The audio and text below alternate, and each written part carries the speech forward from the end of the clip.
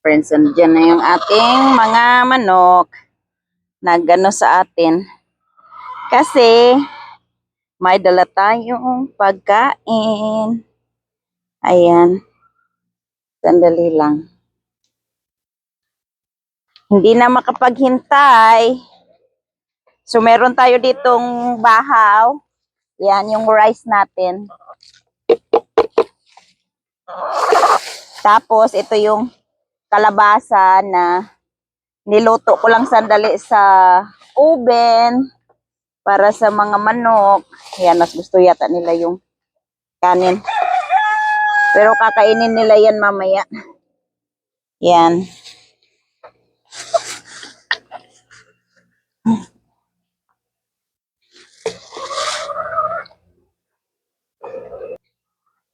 Parang ayaw po nila ng kalabasa. Nung nakaraan kumain naman yan sila, arte pa.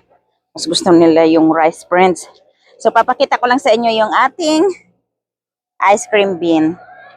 Yan. Sana hindi na naman tayo maunahan ng mga squirrel. Kasi nung nakaraan, ang daming kinain ng squirrel. Madami pa man din siya bunga. Ayan. Matamis siya, friends. Yung texture ng laman niya ay parang santol. Yan. Ayun pa sa kabila. Yung isang manok takot yata. Ayan, o, di ba ang ganda? Ang lago niya na. So, titingnan natin, friends, kung meron pa tayong itlog. Kasi kanina kumuha na si Sophie. Yan, tara. Masisira na yung pinto ng mga manok, friends. Kailangan ng ayusin. So, yan, hindi pa rin kami nagano. Pag umaga, hindi pa rin namin sila binubuksan kasi automatic po yan siya yung nagbubukas pag maliwanag na. Tapos mamayang gabi, alam na yan ng mga manok. Kasi after 10 minutes, nag-dark na, magsasara lang din yan po. Sa battery lang yan siya, friends. So, ayan, meron pala tayong itlog dito. Ito ko na lang ilagay sa bowl. Pinaglagyan ko ng bahaw ng mga manok. Ayan, meron tayo ditong 4. Ayun, meron din pala. Ayun pa. May lima dyan. Ang laki nito. Mabango siya kasi. Kakalagay lang namin ng shavings. Ayan, o. Noong Sabado yata kami naglagay ng shavings. Tapos may isang manok dito na mangangagat yan kasi didisturbuhin natin. Excuse me. May itlog ka dyan? Oh, meron po 2. Yan, hindi namin sila, di ba, pinapalimlim. So, meron ilan nakuha natin? 10 pa. 10 ba? 5, 6, ay, 11 yata. Sandali lang. Bilangin natin kung ilan yung nakuha nating eggs. Yan. So, 4, tapos 7. So, meron tayong 11 eggs na nakuha pa. Yan. Ngayon, kukuha tayo ng last ng ating mangga, friends. Pero sandali, titingnan ko muna yung lagay ko muna to dito. Sana wag mahulog. Kukuha muna, tingnan muna natin yung peanut butter fruit. Tingnan nyo yung ano natin. Sampalok. Ang lago-lago. Yan, ito na pala update, friends, ng ano muna. Ng parang watchtower, kunyari namin. So, dito sa dito, nalagyan na ni siya no ng hagdan. Yan. Tapos, paakyat dito. Akyat tayo. Yan, parang flat lang yan dyan. Siyempre, lalagyan namin to ng mga hawakan. Hindi pa yan siya yung sahig niya. Kasi, papunta dyan, gagawa pa siya ng isang hagdan na parang ganito ba. Dahil, dyan yung pinaka floor natin. Tas, lalagyan lang namin ng parang railings ba, palibot. Yan. So, malapit na siyang matapos.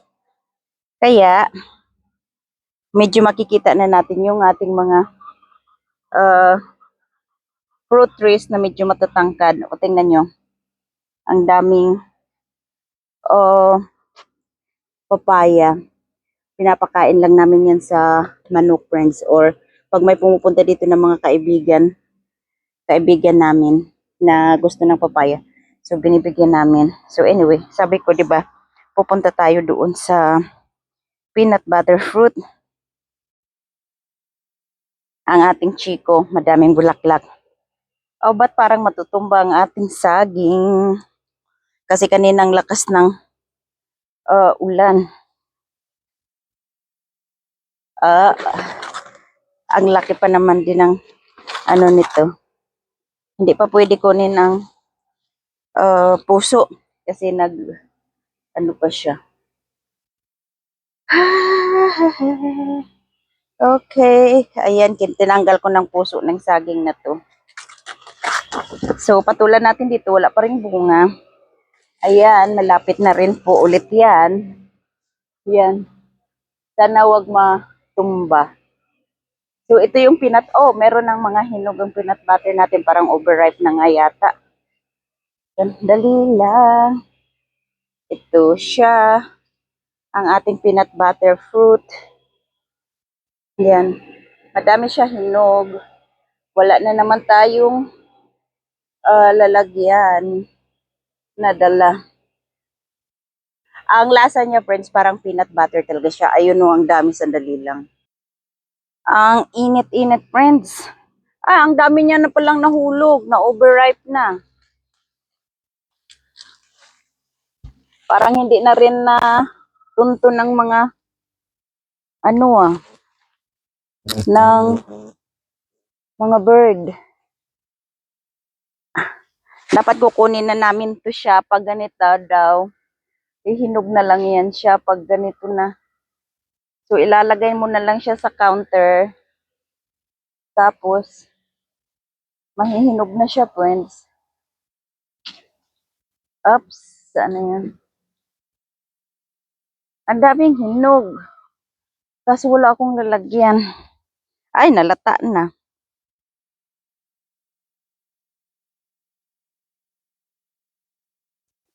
Yan, kainin na lang natin. Para siyang peanut butter talaga.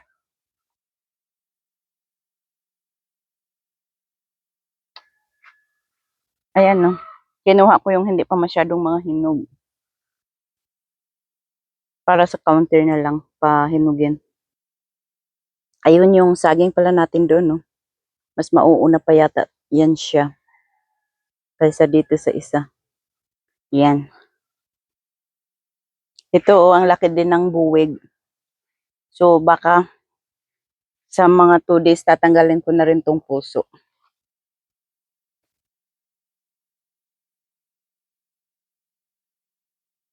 Okay, kukunin na natin yung mangga. Last harvest na ng ating mangga, friends. Ayan, friends, kumuha din ako ng lunggan. Nahulog pa siya. Para siyang lychee. Ayan. Pero mas gusto ko to kasi mas mabilis siyang panitan kaysa sa lychee. Matamis din siya, friends. Ayan yung puno natin, no.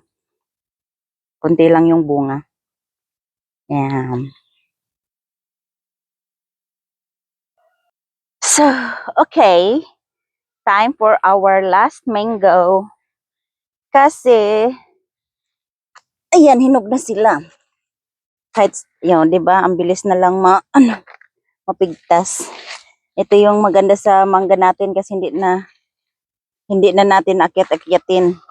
Tayo pa ang yuyuko para lang maabot sila. Di ba? Yan. Ayan pa. So, kukunin na natin silang lahat. O, ayan, oh. Seems like somebody started eating it. Hinog naman siya, oh. Ang juicy niya pa. Bigyan natin sa mga manok. Oh, di ba? Swerte ng manok natin. May mga prutas. May gulay pa. O, see? Ito pa. Pero I'm sure may makakaligtaan ako. Ayun na nga. Di ba? Kakagaling ko lang dito. So, nakaligtaan ko na siya. Ayun pa. Yan, last na to, friends. Medyo malalambot na rin naman sila. Yan. So, kita mo. O, ayan pa, may kumain na.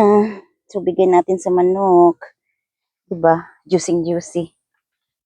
Sinubi-suba, ano na, gimurgas. Ang bango. Ang bango-bango. O, diba? Ang dami nilang kinain. Sabi ko kay siya nung nakaraan, diba? Nung nagkuha din kami ng mga ito, ay kukunin na namin. Sabi niya, susunod na daw. O, sa ngayon, maganda hulog-hulog na. So, diba? Ang bilis lang natin magkuha. Ayan. Ayan pa. O, puno na kaagad yung ano natin. Ang ating basket. So, sandali. Tingnan natin dito. Excuse me. Nabusog na. Ayan. Malaki-laki yata yung nagtago. Nabusog na ako sa kinain ko na peanut butter fruit and malaki to. Ang ating lunggan.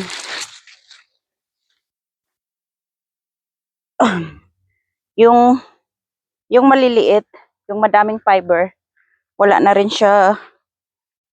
Kunti na lang yung bunga niya, friends. Kasi ayan na lahat. Yan, naganda hulog-hulog na. So, hindi siya makain ng manok. Tapos mga tamad din kami magpulot. Ayan ito, hinog. Nahuhulog na lang. Para ipakain sa manok. Kasi may bakod yung ano ng mga manok. Ayan no. Tubo na lang yan dyan. Sayang. Hindi natin kinuha. So, I guess that's it for our video today, friends. Tingnan nyo naman yung malunggay natin. Sobrang happy nila dahil sa ulan ng ulan. Kahit super init, sa hapon ulan ng ulan na naman. So, I guess that's it, friends. Thank you so much for watching. Thank you so much. Bye! Mag-iingat po kayo. God bless.